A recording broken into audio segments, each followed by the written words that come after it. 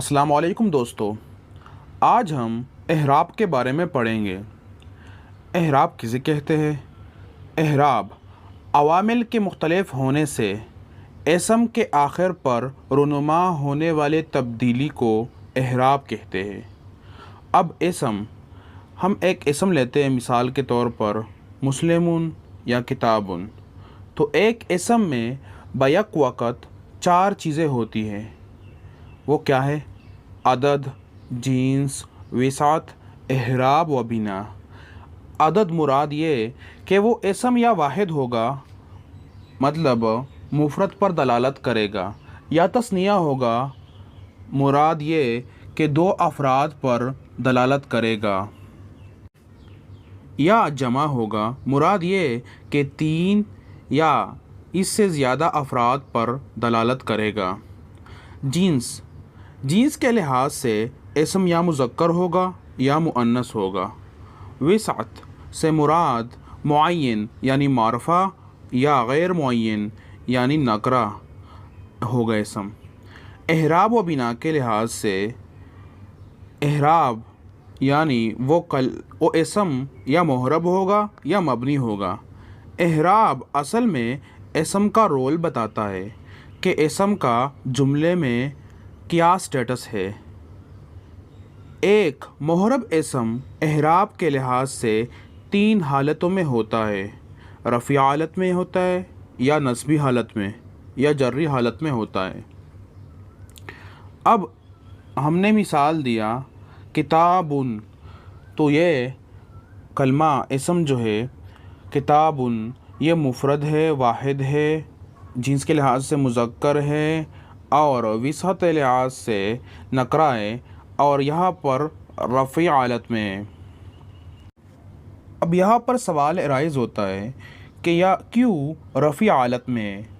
تو کتابن رفعی حالت میں اس لیے ہے کہ رفع او اعراب جس کی علامت ضمہ یا نائب ضمہ ہو، تو یہاں پر کتاب کے آخر حرف پر ضمہ ہے، تو اس بنیاد پر یہ کلمہ مرفوع ہے۔ اور رفعی حالت اور نصبی حالت اور جری حالت میں کلمہ کب ہوتا ہے یہ تو ہم بعد میں ڈسکس کریں گے، لیکن ایک شارٹ کٹ مثال میں ہم سمجھاتے ہیں کہ کلمہ رفعی حالت میں تب ہوتا ہے جب سبجیکٹو کیس میں ہوتا ہے، جب وہ فاعل ہوتا ہے۔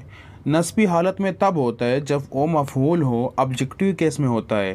اور جری حالت پوزیسیو کیس میں جب کلمہ ہوتا ہے تب وہ کلمہ جری حالت میں ہوتا ہے۔ ہم ایک مثال سے سمجھاتے ہیں۔ ہمارے پاس مثال ہے نصر زید حامدن۔ نصر فعل ہے، زید فاعل ہے، حامدن مفعول بھی ہے۔ تو یہاں مراد یہ ہے کہ زید نے حامد کی مدد کی۔ زید فاعل ہے، مرفوع ہے، مفعول بھی یہاں پر حامد ہے کیونکہ منصوب ہے۔ اور ہم یہ جملہ چینج کر دیتے ہیں، نصر حامد زیدن، تو یہاں پر حامد نے زید کی مدد کی، کیونکہ حامد جو ہے وہ مرفوع ہے تو فاعل ہو گیا، اور زید جو ہے وہ منصوب ہے تو مفعول بھی ہو گیا۔ اب ہم مرفوع اور منصوب تو سمجھ گئے کہ کلمہ کب رفعی حالت میں ہوتا ہے اور نصبی حالت میں ہوتا ہے۔ اور بھی قسمیں ہیں کہ اور وجوہات کی بنا پر کلمہ منصوب ہوتا ہے یا مرفوع ہوتا ہے۔ اب سمجھتے ہیں جری حالت۔ تو ہمارے پاس جملہ ہے نصر ابو زید حامدن، مراد یہ ہے کہ زید کے ابو نے حامد کی مدد کی۔ تو یہاں پر زید جری حالت میں ہے کیونکہ مضاف الیہ ہے، اور ہم آگے سمجھیں گے کہ مضاف اور مضاف الیہ کسے کہتے ہیں، یا مرکب اضافی۔ لیکن یہاں پر پوزیسیو کیس میں ہے کہ زید اس کے ابو رکھتے ہیں، مطلب پوزیسیو کیس ہے۔ اصل میں اسم 2 وجوہات کی بنا پر جری حالت میں ہوتا ہے، جب اس سے پہلے حرف جر ہو، جیسا کہ فی، علی، من، الی، یا وہ مضاف اور مضاف الیہ ہو، یعنی مطلب مرکب اضافی ہو، یعنی 2 کلمے کے درمیان اضافت ہو۔ اب سمجھتے ہیں کہ اسم کے آخر پر جو تبدیلی آتی ہے وہ علامات کی صورت میں ہوتی ہے۔ اس کو علامات اعراب کہتے ہیں۔ علامات اعراب کی دو قسمیں ہیں، اصلی علامات ضمہ، فتحہ، کسرہ اعراب کی اصلی علامات اور فرعی علامات۔ فرعی علامات کے بارے میں بعد میں بتائیں گے، پہلے اصلی علامات کے بارے میں پڑھتے ہیں۔ محرب، محرب وہ اس اسم کو کہتے ہیں جس پر اعرابی تبدیلی رونما ہوتی ہے۔ اب وہ اسما جن کا اعراب حرکات یعنی ضمہ، فتحہ اور کسرہ کے ساتھ آتا ہے اس کو اسماء محرب بالحرکات کہتے ہیں۔ یہ کل 4 ہے: اسم مفرد منصرف، جمع مکسر منصرف، جمع مؤنث سالم، اسم غیر منصرف۔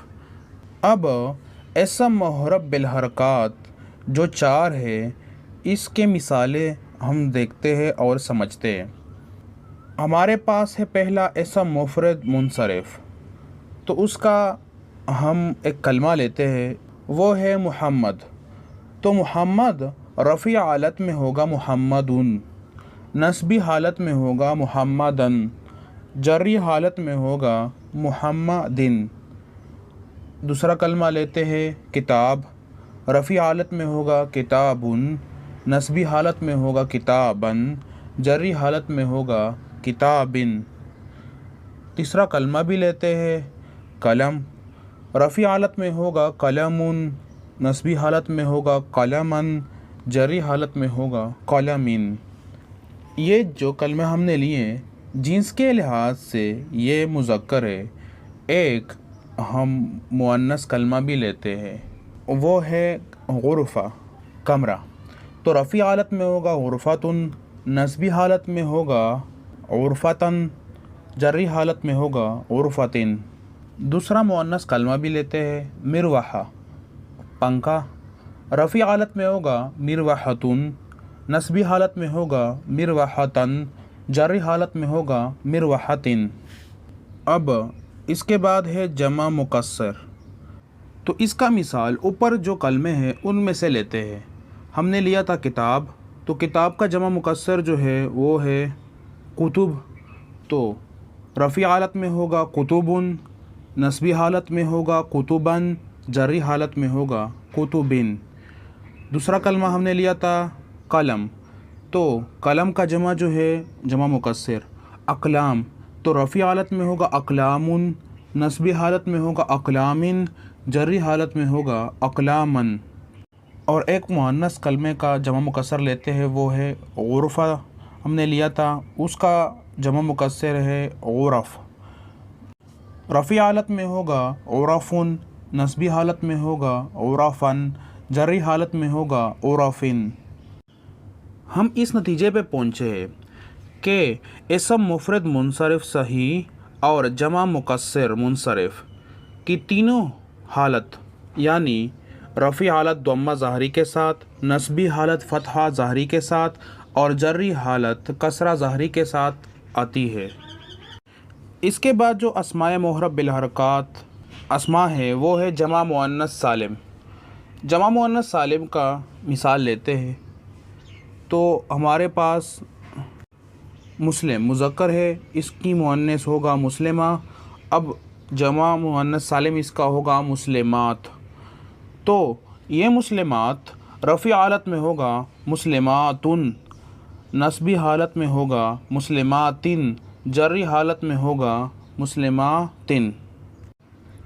اسی طرح مؤمنات رفع حالت میں ہوگا مؤمناتن، نصبی حالت میں ہوگا مؤمناتن، جری حالت میں ہوگا مؤمناتن۔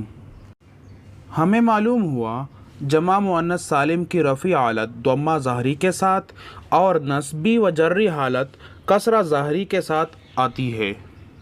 اس کے بعد ہے غیر منصرف۔ ایک الگ ویڈیو میں ہم غیر منصرف کے بارے میں تفصیل کے ساتھ بیان کریں گے، ڈسکشن کریں گے کہ غیر منصرف کون سے اسماء ہے۔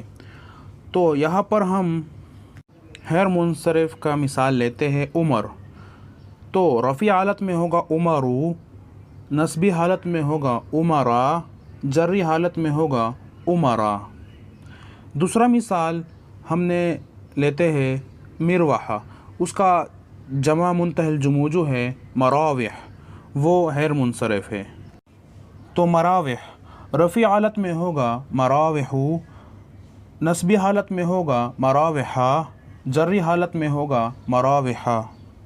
اگلا مثال ہے عائشہ، رفیع حالت میں ہوگا عائشہ تو، نصبی حالت میں ہوگا عائشہ، جری حالت میں ہوگا عائشہ۔ اس سے ہمیں معلوم ہوا کہ اسم غیر منصرف کی رفیع حالت ضمہ ظاہری کے ساتھ اور نصبی و جری حالت فتحہ ظاہری کے ساتھ آتی ہے۔ تو یہ 4 قسم کے اسماء ہیں جن کا اعراب حرکات یعنی ضمہ، فتحہ اور کسرہ کے ساتھ آتے ہیں، جو اصلی علامات میں سے ہے۔ دوستو آج ہم نے پڑھا اسماء معرب بالحرکات۔ نیکسٹ ویڈیو میں انشاءاللہ اسماء معرب بالحروف یا وہ اسماء جن کا اعراب کی علامات فرعی ہو۔ چینل کو سبسکرائب کریں، ویڈیو کو لائک اینڈ شیئر کریں۔ والسلام۔